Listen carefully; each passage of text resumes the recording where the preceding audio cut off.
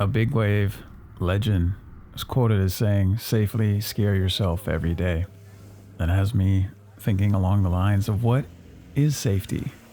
In other words, going down on the Titanic, that would be unsafe and super scary, versus getting in a cold plunge for 2 minutes, safe, easy, doable, feel better afterward.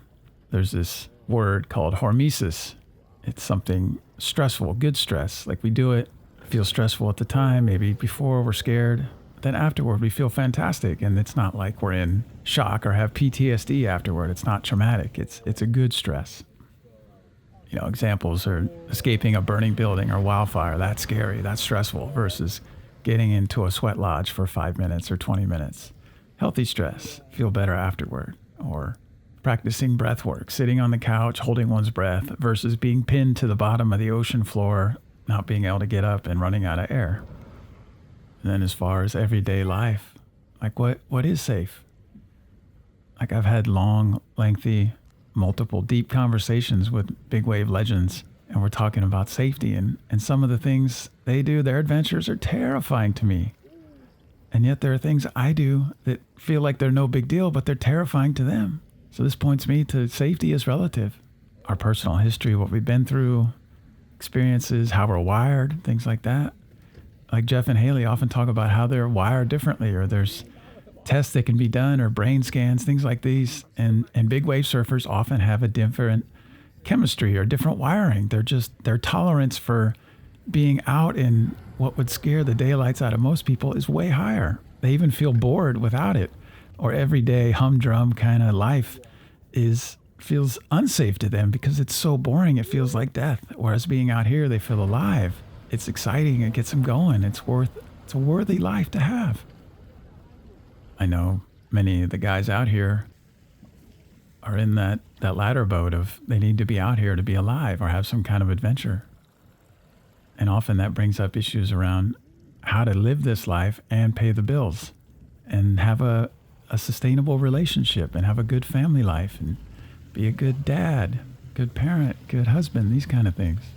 And myself, I've been asking that a lot, been feeling the pinch around both money, how to live the life I want to live, be in the place where I'm actually want to be there instead of being at a job where I hate it and I'd rather be somewhere else and all I can think about is how to get out of there. The flip side of that, of at least the job had stable income. I was able to pay my bills, put money in the bank, pay the mortgage, all that kind of thing. Whereas living on the edge, sometimes that's an unknown. And part of that is it's exciting.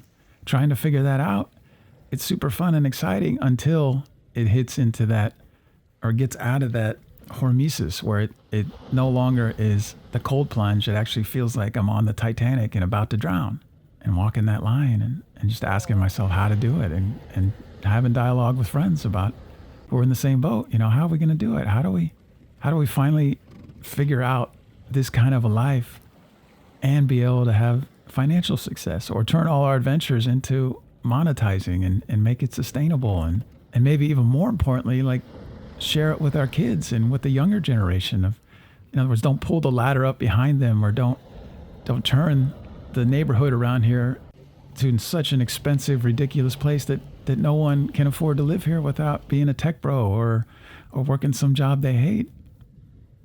Growing up, I saw a lot of the adults around me had boring lives. They were always stressed out. Their daily adventure routine, whatever, was drudgery. It's just the message I got that being an adult was akin to death or just suffering and struggle and boredom. And then you retire and you die a few years after from a heart attack. That was what I was modeled. And it just did not appeal to me at all. And as a kid, it was like, why would I want to do that? Like, that doesn't sound anything like a good life to lead. Why would I, as a father, want to tell my kids and send them the message that once you hit 20 or 30 or whatever the age is, you have to give up anything fun, anything exciting, and just be a cog in a machine and crank out the Benjamins and have a picket fence and that kind of thing, and then die in a hospital bed hooked up with machines because you're in such bad health and that kind of thing. Like, who wants that, especially for their children? So I've been doing this full-time adventure for 10, 11 years now. I've been able to survive at least during this time. It's been doable. And lately I've hit the wall. I felt like I backed myself into a corner and I don't know how to get out of it or to keep it going. That's the biggest thing. Not that I'm running out of money or that I'll be forced to go back to that life I hated that I couldn't wait to get out of, have to do things that I don't want to do and be a grind every day and not be able to do fun things that I enjoy doing.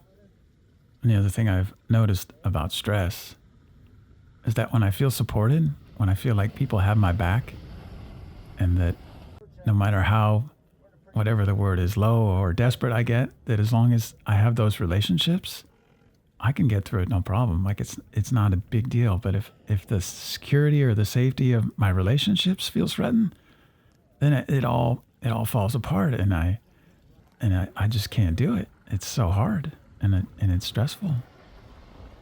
So that's, for me, it reminds me like that saying that many hands make light work. And the more of us that are in this boat of trying to have a life worth living and excitement and adventure, that if we come together and support each other and, just like big wave surfing and the buddy system in general, I mean, kudos to Jeff for being able to do it by himself for all those years. And, how much richer is it that we have boat safety and jet skis, and they're guys that are just come up and hang out, and they've got the safety gear and they got somebody's back if they get in trouble. Like, that's awesome. And this wave right here was close. That sure added some excitement and got the heart rate going, that's for sure. And I've noticed that when Jeff is in street clothes, I feel safer. If he's wearing a suit, a wetsuit, or, full float and flotation, all that, I'm like, okay, he's planning to get wet. He's planning to be in a hairy situation. And so it feels more stressful. Whereas if he's in street clothes, I'm like, oh, he's not getting wet. We're not getting wet. We're going to be dry, high and dry. It's all good.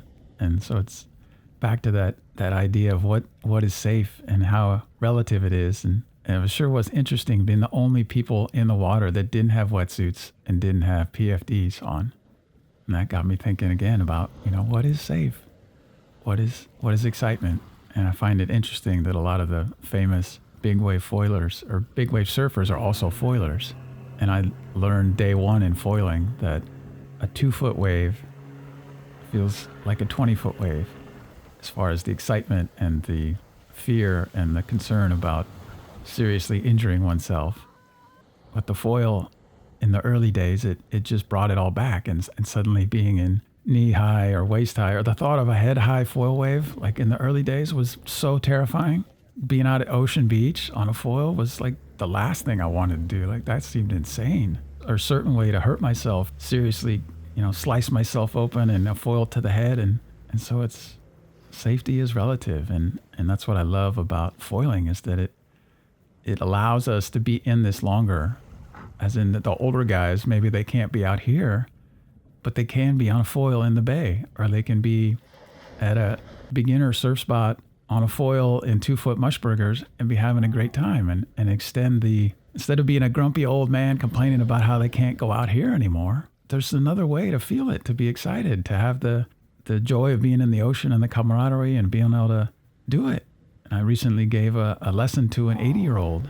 His biggest thing was just wanting to still be out there, not be on the sidelines. He didn't want to have to be a spectator and to give it up. He wasn't ready, still not ready. It just like opened my heart, and I was like, man, I want to get this guy out there. I don't care, forget the money and any of that. I just like a mission to help him do that, because when I'm his age, I want to be able to do the same too. I don't want to have to give it up.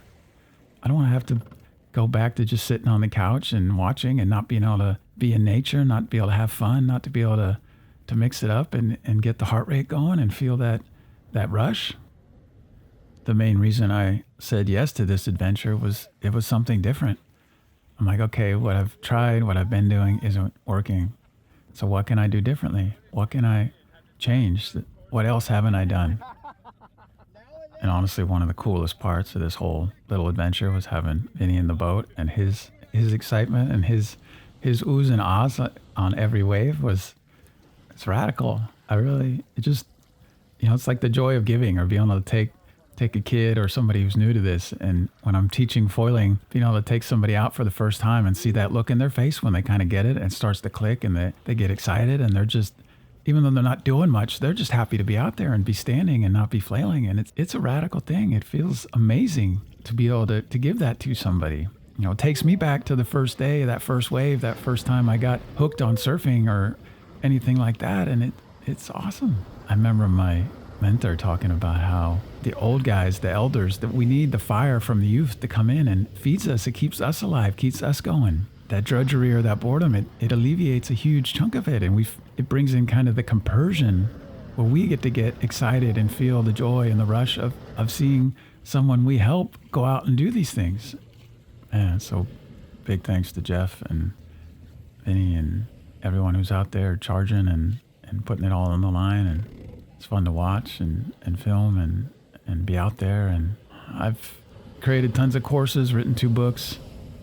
I have a lot to offer on my website. And so if anything I've said in here interests you, or you want to go further, or you just want to support what I'm doing, whether it's for you or for somebody else, come on over to my Clay Island website and take a look. And help us keep this dream alive, keep the vision going of being able to have a fun, enjoyable, sustainable lifestyle, not just for me or for a few, elites or whatever you want to say, but for the whole tribe, for all of us to lift, the high tide lifts all boats kind of thing. How can we all pull each other into a more exciting, more joyful, more loving, more compassionate, more compersion life? Yeah, and support Jeff. He's got all kinds of stuff going with the shop and with the boat stuff. And then, foiling's coming up here in March. And so come on out, help us keep this going.